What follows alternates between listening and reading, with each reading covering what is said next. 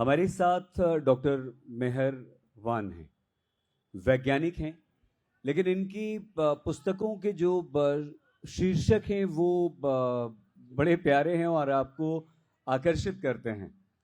सूफी scientist, बहुत बढ़िया है ना गीता जी, विनम्र विद्रोही बहुत सुंदर है। क्या ये आप साइंस वाले साहित्य में कहाँ से आ गए, और ये सूफी साइंटिस्ट क्या होता है? ये बहुत ही मज़ेदार सवाल है। बेसिकली एक बहुत जाने माने फिलोसोफर हुए हैं, उनका नाम है सीपी स्नो। उन्होंने एक किताब लिखी है द टू कल्चर्स, जिसमें उन्होंने ये डिस्कशन किया है कि वैज्ञानिक एक तरह से सोचने वाले लोग होते हैं और जो साहित्यकार होते हैं वो एक तरह से सोचने वाले लोग होते हैं। साहित्यकार इमेजिनेटिव होता है, वैज्ञानिक हर बात पे लॉजिक सोचता है। तो उन्होंने कहा कि ये दुनिया में दो तरह के कल्चर्स हैं और उनकी फिलॉसफी कुछ इस तरह से है। उस किताब में उन्होंने लिखा है कि जो समस्याएं हैं दुनिया की वो इसलिए हैं कि क्योंकि ये आपस में एक दूसरे से इनका कम्युनिकेशन नहीं है। और ये बात काफ़ी हद तक सच भी है, आप बता रहे हैं, और एक परसेप्शन भी है हमारे देश में कि विज्ञान के लोग साहित्य तरफ कम जाते हैं और साहित्य के लोग विज्ञान तरफ कम आते हैं। पर जब मैंने थोड़ा सोचना शुरू किया और इस पर देखना शुरू किया तो मुझे ऐसा लगा कि ऐसा सच में है नहीं। मैं कुछ एग्जाम्पल्स देता हूँ।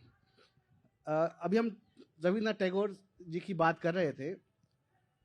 1930 के दशक में उनकी एक किताब आई जिसका नाम था विश्व परिचय। और विश्व परिचय जो किताब है वो बहुत कम लोग जानते हैं इसके बारे में कि वो पॉपुलर साइंस बुक है। मतलब उसमें उन्होंने साइंस को आसान भाषा में समझाने की कोशिश की है और इतने प्यारे तरीके से समझाने की कोशिश की है, लगता है जैसे आप कविता पढ़ रहे हो और वो साइंस समझा रहे होते हैं। और मुझे लगता है उन्होंने इसको लिखने के लिए बहुत सारा कुछ पढ़ा होगा। तो टैगोर तो साहित्यकार थे और आर्टिस्ट थे, लेकिन उन्होंने साइंस पर काम किया। एक और एग्जाम्पल देता हूं मैं, बंकिम चंद्र चटर्जी। हम सब जानते हैं वंदे मातरम उन्होंने लिखा, आनंद मठ लिखा, पेशे से वकील थे वो। और ये फिर से मैं कहता हूं कि बहुत कम लोग जानते होंगे, बहुत समय तक मैं भी नहीं जानता था। सन 1875 में उनकी किताब आई, उसका नाम था विज्ञान रहस्य, आज से 150 साल पहले।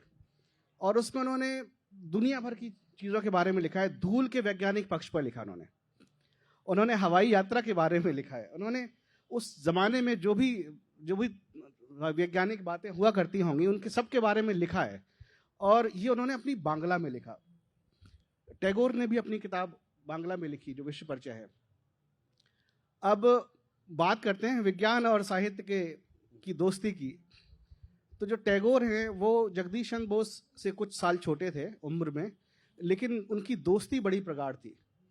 अगर आप जगदीश चंद्र बोस और रविन्द्रनाथ टैगोर के लेटर्स के बारे में पढ़ें तो आपको लगेगा कि मतलब आप हर लेटर पढ़ के आपके रोंगटे खड़े हो जाएंगे। आपको लगेगा कि ये इतना प्यार और इतना आपसी जो उनका लगाव है, और दुनियादारी के बारे में, बहुत सारे विषयों के बारे में। तो विज्ञान और साहित्य दूर नहीं है, बहुत बहुत नज़दीक हैं। पर हमने एक धारणा बनाई है और मुझे भी लगता है कि इस धारणा को तोड़ना बहुत ज़रूरी है। मैं अपनी कोशिशों में भी यही करने की बार बार कोशिश करता हूँ कि साइंस को ह्यूमनाइज किया जाए।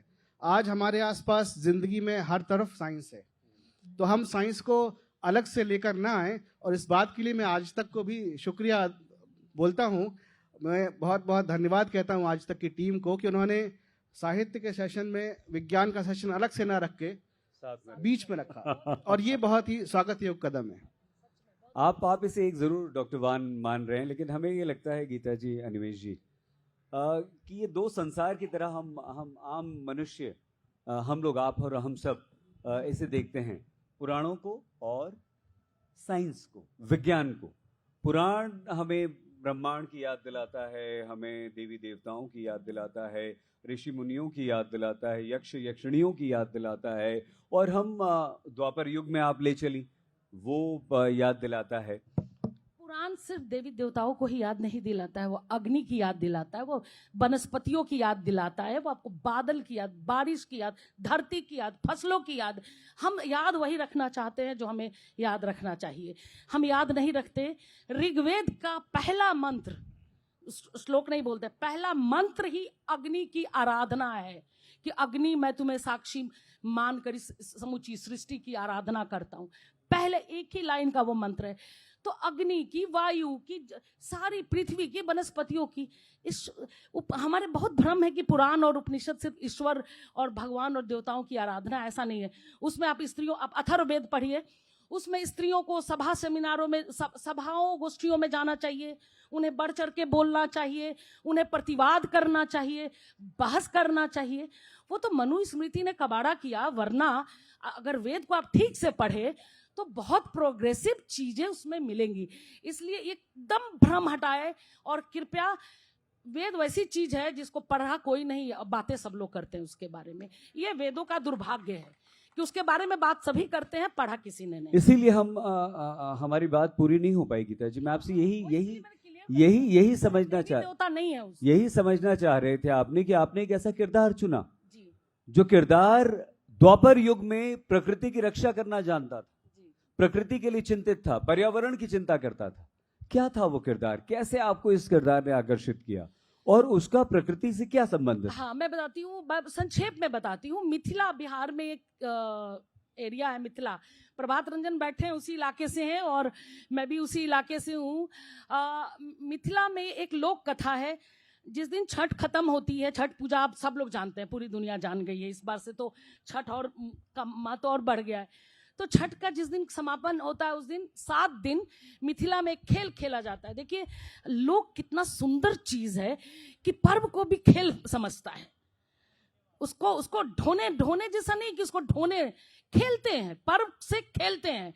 तो सामा चकवा एक पर्व है जिसको खेलते हैं 7 दिन, और ये भाई बहन के प्रेम का पर्व है। सामा एक जामवती और कृष्ण की शादी हुई। जामवती आदिवासी कन्या थी, जामवंत की बेटी, जिनको वरदान था कि वो कई युगों तक रहेंगे, तो रीच कन्या।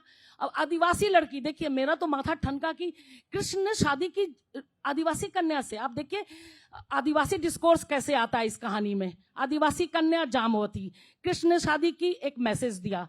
जामवती की बेटी सामा, भाई सांब। सामा को जंगल से प्यार। वो जब कृष्ण यज्ञ कर रहे होते हैं तो शिकार पर जाते थे कृष्ण, तो वो पूरा तीर उठा के अग्नि में डाल देती है। ये प्रतीकात्मक प्रतिरोध है एक छोटी सी बच्ची का। वृंदावन के आसपास बहुत जंगल था, और उसमें एक, आज जैसे वीरप्पन का एक अवतार था उस जमाने में, चूड़क, उसको लोक में चुगला बोलते हैं, चूड़क। वो जंगल में शिकार करता था, और जैसे तस्करी होती है, और पेड़ों को काटता था, जंगल को। तो उस समय सामा को जंगल से बहुत प्रेम था। वो जंगल बचाने के लिए ऋषि पुत्रों से उसकी मित्रता थी। तो उसको चुगला जो था, चूड़क, वो जानता था कि इसके रहते हुए हम लोग जंगल में कुछ नहीं कर पाएंगे, तो वो भड़काता है कृष्ण को। अब देखिए यहाँ कृष्ण एक पिता के रूप में कितने कमजोर और लाचार नजर आते हैं, और कृष्ण को ये पता है कि उनके समय की सारी चीजें लीला है, लेकिन उनकी पुत्री अगर किसी जंगल को बचाने के लिए किसी मुनि कुमार से प्रेम करती है तो वो अक्षम्य अपराध है, और वो श्राप देते हैं उसको चिड़िया बनने का। लोक कथा बहुत छोटी है। मेरा इसमें ट्रीटमेंट ये है, मैं आगे बढ़ के, सामा कहती है अपने पिता से कि आप मुझे श्राप मुक्त तो कर रहे हैं, लेकिन मुझे फिर से श्राप दीजिए जो वरदान की तरह हो। मैं चिड़िया ही रहना चाहती हूं, क्योंकि एक आप लोगों ने सुना होगा विहंगम दृष्टि, चिड़िया डालती है ऊपर से दृष्टि। उसने कहा मुझे चिड़िया ही बनना है, मैं जंगल को ऊपर से देख सकूंगी, और तब मैं जंगल की रक्षा कर सकूंगी। और इसमें ये बड़ा मेटाफर मैंने खड़ा किया है, और वो दृष्टि दी है कि इससे मैंने चिपको आंदोलन से प्रेरणा ली कि चिपको आंदोलन में कैसी स्त्रियां पेड़ों से चिपक गई थी और उन्होंने पेड़ों को बचाया था। तो स्त्रियों के इस तरह के योगदान को बहुत महत्व नहीं दिया जाता, बहुत जगह नहीं दी जाती, बहुत स्पेस नहीं दिया जाता। मैंने इन चीजों को पुराण कथा से, लोक से एक कथा लेके नए समय से जोड़ के एक नए डिस्कोर्स खड़ा किया, जिसमें पिता पुत्री, भाई बहन, जंगल बचाओ, प्रेम और स्त्री की कैसी स्त्रियां प्रेम भी बचाती हैं, और कैसे जंगल भी बचाती है। तो ये कहने को सिर्फ लोक कथा है, अगर पढ़ेंगे तो आज के समय को आप देख सकेंगे। मैं पीछे की ओर नहीं ले जाती हूँ। पुराणों का मतलब ये नहीं होता है कि आप पीछे की तरफ जा रहे हैं। पुराण का मतलब है कि आप पीछे से आगे की तरफ आते हैं। क्या क्यों लेकर आते हैं आप? जी। आखिर मेरी दृष्टि क्या है?